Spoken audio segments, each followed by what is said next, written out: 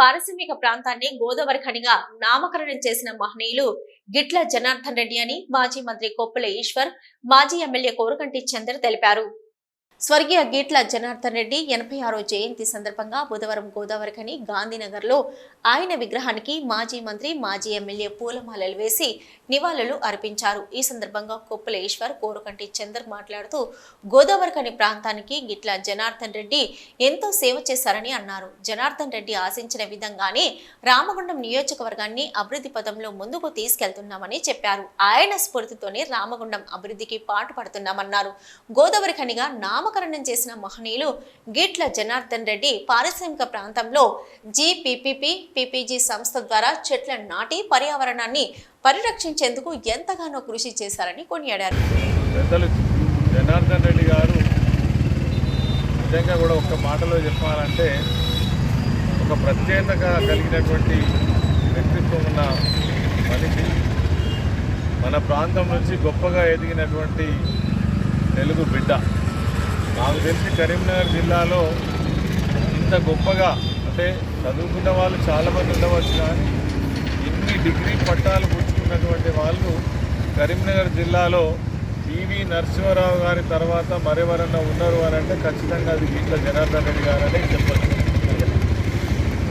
అదేవిధంగా ఆయన చాలా విషయాలను ముక్కుసూటిగా చెప్పడంలో ఆయనను మించినటువంటి మనిషిని మనం ఇప్పటి వరకు చూడలేదు.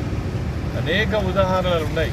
అది ఎంత పెద్ద సభ కానీ, ఎంత పెద్ద మనుషులన్నా కానీ ఆయన చెప్పాలనుకున్నటువంటి మాటను ఖచ్చితంగా కుండ బద్దలు కొట్టినట్టు చెప్పేటువంటి ధైర్యవంతుడైనటువంటి వ్యక్తిత్వం ఉన్న మనిషి గిట్ల జనార్దన్ రెడ్డి గారు. ప్రాంతంలో ఉన్నటువంటి ప్రజలందరూ కూడా కాలుష్యంతో అనేక అవస్థలు పడుతూ ఉన్నారు.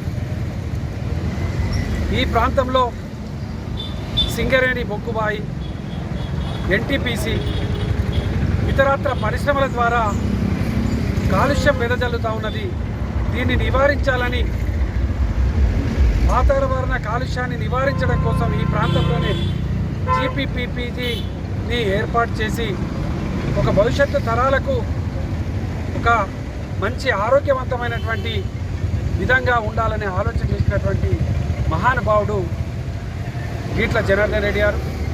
వారు ఈ ప్రాంతంలో ఉన్నటువంటి సింగరేణి ఖని కాబట్టి, పక్కనే గోదావరి ఉంటుంది కాబట్టి గోదావరి ఖని అని నామకరణం చేసినటువంటి సందర్భాన్ని కూడా కొప్పులేశ్వర్ గారు అన్నగారు ప్రతి సందర్భంలో కూడా గుర్తు చేసుకోవడం జరుగుతూ ఉన్నది. ఈ కార్యక్రమంలో జీపీపీ, పీపీజీ నాయకులు పాల్గొన్నారు.